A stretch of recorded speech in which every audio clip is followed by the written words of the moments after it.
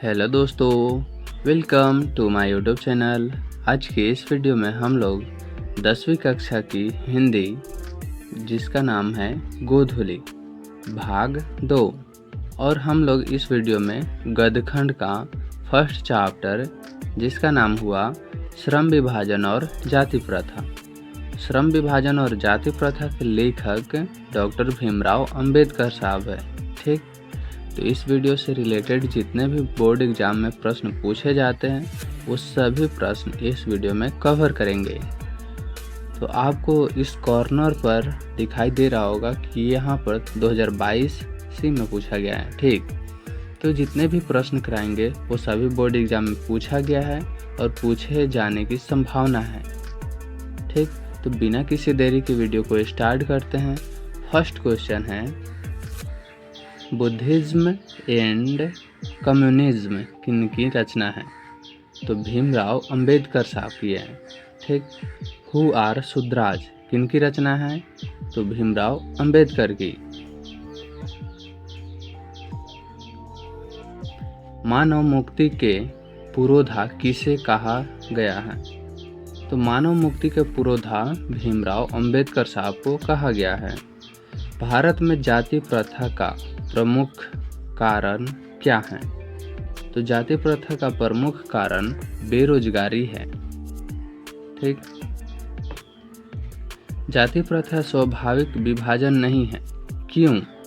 क्योंकि रुचि पर आधारित नहीं होने के कारण।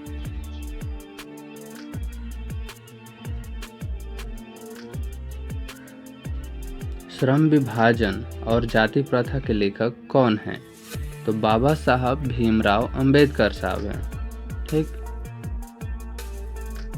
लेखक की दृष्टि में विडंबना की बात क्या है? तो जातिवाद के पोषकों की कमी नहीं है। यही भीमराव अंबेडकर साहब की विडंबना की बात है।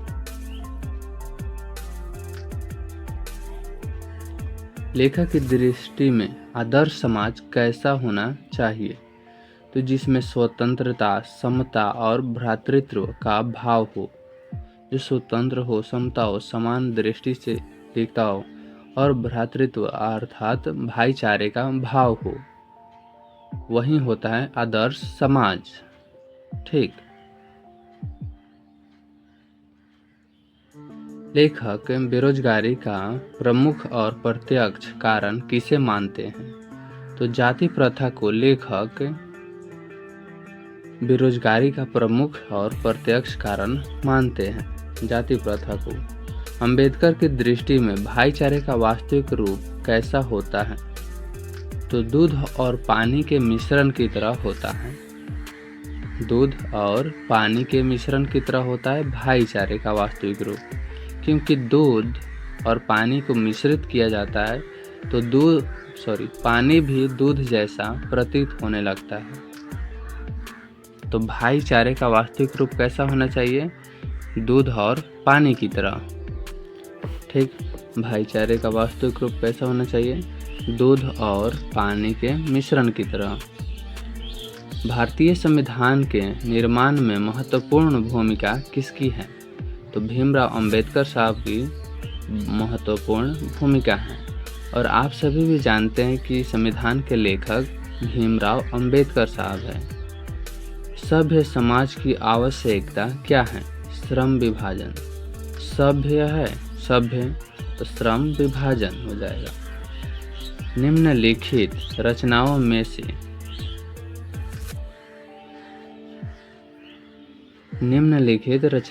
से कौन सी रचना डॉक्टर अंबेडकर की है? तो the caste in India, the untouchables, you are they, who are Shudras, इनमें से सभी डॉक्टर भीमराव अंबेडकर की रचना है। आधुनिक सभ्य समाज श्रम विभाजन को आवश्यक क्यों मानता है? तो कार्य कुशलता के लिए श्रम विभाजन को आवश्यक मानता है। श्रम विभाजन और जाति प्रथा पाठ बाबा साहेब के किस भाषा का संपादित अंश है? एनिहिलेशन ऑफ कास्ट का संक्षिप्त जो होते हैं ना, छोटा सा क्लिप, वही है श्रम विभाजन और जाति प्रथा। एनिहिलेशन ऑफ कास्ट से लिया गया है। प्राथमिक शिक्षा प्राप्त करने के बाद अंबेडकर उच्चतर शिक्षा प्राप्त करने के लिए कहाँ गए? तो उच्चतर हाई लेवल की शिक्षा के लिए न्यूयॉर्क गए थे। अंबेडकर के चिंतन व रचनात्मकता के लिए प्रेरक व्यक्ति कौन थे? तो बुद्ध, महात्मा बुद्ध, कबीर दास, ज्योतिबा फुले, इनमें से सभी थे उनके चिंतन और रचनात्मकता के प्रेरक व्यक्ति। जाति पाति तोड़क मंडल भाषण लाहौर में कब हुआ? तो 1936 ईस्वी में जाति पाति तोड़क मंडल भाषण लाहौर में हुआ था। श्रम विभाजन और जाति प्रथा क्या है? तो यह निबंध है। अंबेडकर के भाषण एनिहिलेशन ऑफ कास्ट को किसने हिंदी में रूपांतरण किया? ललित सिंह यादव किए हैं। ठीक, अंबेडकर की भाषण जो है वो एनिहिलेशन ऑफ कास्ट को किसने हिंदी में, ये था इंग्लिश में एनिहिलेशन ऑफ कास्ट, तो इसको ट्रांसलेट किए हैं हिंदी में ललित सिंह यादव। अगला प्रश्न है, अंबेडकर का जन्म किस परिवार में हुआ था? तो दलित परिवार में अंबेडकर जी का जन्म हुआ था। लेखक को इस युग में कहाँ पर विडंबना दिखाई दिया? जातिवाद में विडंबना दिखाई दिया था। डॉक्टर अंबेडकर के माता का नाम क्या था? तो भीमाबाई, भीमराव अंबेडकर की माता का नाम। डॉक्टर अंबेडकर ने पीएचडी की उपाधि कब धारण की? 1916 में पीएचडी की उपाधि धारण किए थे। जिस समय रंपा विद्रोह हुआ था, 1916 में रंपा विद्रोह हुआ था, लखनऊ समझौता भी 1916 में हुआ था। उसी समय अंबेडकर जी पीएचडी की उपाधि धारण किए। The caste in India their mechanism किनकी रचना है? तो भीमराव अंबेडकर की।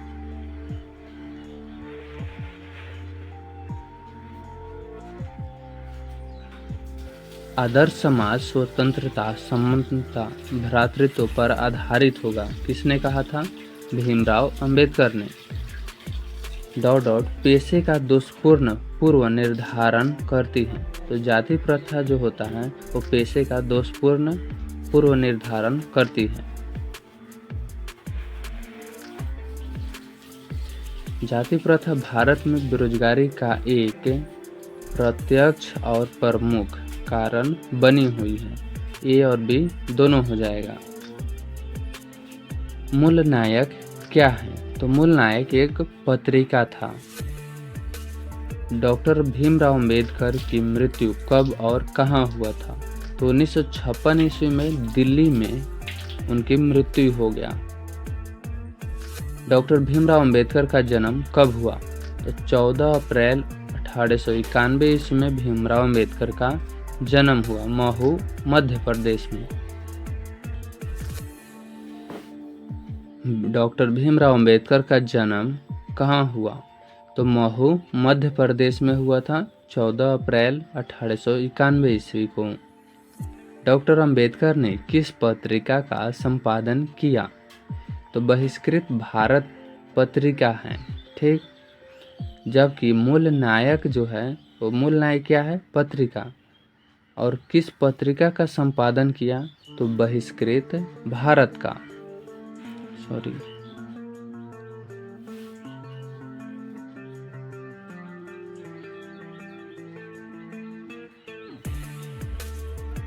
भारतीय संविधान का निर्माता किसे कहा जाता है?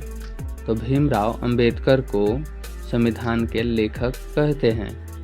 डॉक्टर अंबेडकर का वाडम्य हिंदी के कितने खंडों में प्रकाशित हो चुकी है? तो 21 खंडों में वाडम्य हैं। किनकी? भीमराव अंबेडकर साहब की। अगला प्रश्न है, आधुनिक सभ्य समाज कार्यकुशलता के लिए किसे आवश्यक मानता है?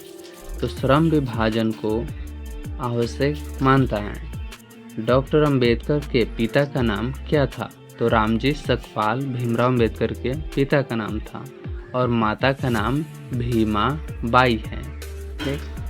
जाति प्रथा श्रम विभाजन के साथ साथ किसका रूप लिए हुए है? श्रमिक विभाजन का। अगला प्रश्न है, डॉक्टर भीमराव अंबेडकर ने किस प्रथा को आर्थिक पहलू से खतरनाक माना है? तो जाति प्रथा को आर्थिक पहलू से भी खतरनाक माने हैं। किनके प्रोत्साहन पर बाबा साहेब उच्चतर शिक्षा हेतु न्यूयॉर्क गए थे? ये गए थे बड़ौदा नरेश के प्रोत्साहन पर उनको बोले, तब भीमराव अंबेडकर उच्चतर शिक्षा के लिए गए थे। आर्थिक पहलू से भी जाति प्रथा क्या है? हानिकारक है। सांचे लोकतंत्र का पर्याय है। तो भाईचारा जो होते हैं वो सांचे लोकतंत्र का पर्याय होते हैं, पर्यायवाची। बाबा साहेब द्वारा रचित पुस्तक हैं। तो genesis and development, Buddhism and communism, Buddha and his Dhamma, इनमें से सभी जो है ये सभी भीमराव अंबेडकर की रचित पुस्तक का नाम है।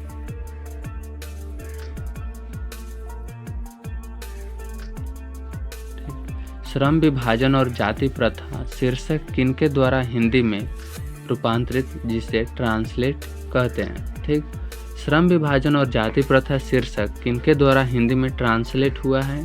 तो ललई सिंह यादव द्वारा हिंदी में ट्रांसलेट हुआ है। आधुनिक मनु कहा गया है? तो आधुनिक मनु भीमराव अंबेडकर को कहते हैं। अगला प्रश्न है, विडंबना का अर्थ क्या होता है? तो विडंबना का अर्थ होता है उपहास। भारत की राष्ट्रीय क्षमता का पूर्ण विकास किस व्यवस्था में संभव है? तो समाजवादी व्यवस्था में भारत की विकास की अधिक संभावनाएं हैं। इस चैप्टर में टोटल 47 ऑब्जेक्टिव प्रश्न था जो बोर्ड एग्जाम में बहुत हेल्प करेगी आपको। ठीक।